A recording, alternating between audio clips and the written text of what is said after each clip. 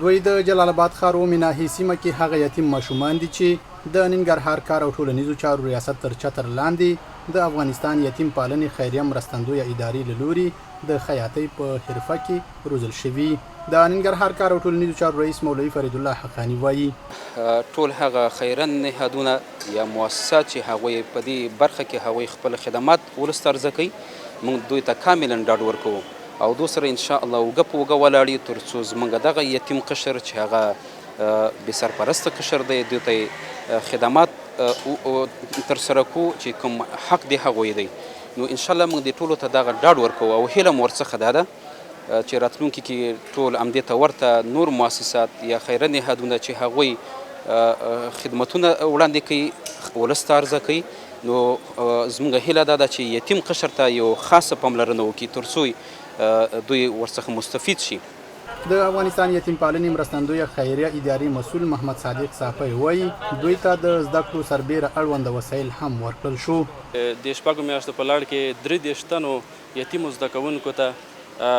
د ریاضي، انګلیسي ژبې او دیني زده کړو ترڅنګ د خیاطۍ حرفه ورښول کېدله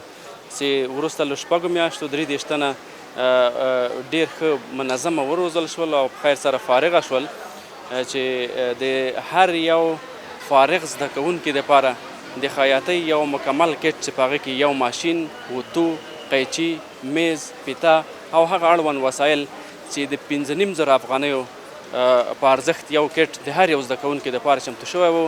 د دغه 33 تنو شاګردانو دپاره برابر شوي وو او د میلمنو او د مشرانو په حضور کې دوی ته ورکړل شول. له حرفوي زده کړو فارغ دغه ماشومان خپلو زده کړو ته خوښ دي، وایي د پاتې نورو یتیم ماشومانو لاسنیوی دې هم وشي. په دې شپږ میاشتو کې موږ د انګلیسي، ریاضي او اسلامیاتو ترڅنګ د خیاطۍ زده کړې بشپړې کړلې چې موږ ډېر خوشحاله یو. انشاءالله موږ جوړې ګنډلی شو او هیوادوالو ته خدمت کولی شو او خپلې کورنۍ دپاره یو مړې حلاله نفقه پیدا کولی شو. عام وګړي د اسلامي امارت او مرستندویه ادارو له لوري د بېوزله او یتیم ماشومانو دا ډول لاسنیوی یو نیک اقدام بولي. وایي له دې سره به یاد ماشومان د خپلو کورنیو د نفقې پیدا کولو یوه ذریعه وګرځي.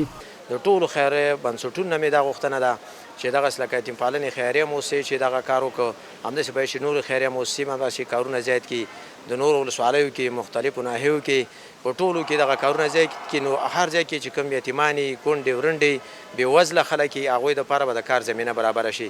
د مسؤلینو پر وینا دې ته ورته ډېری نور یتیم ماشومان هم د ننګرهار په بېلابېلو سیمو کې په حرفوي زده کړو بوخت دي.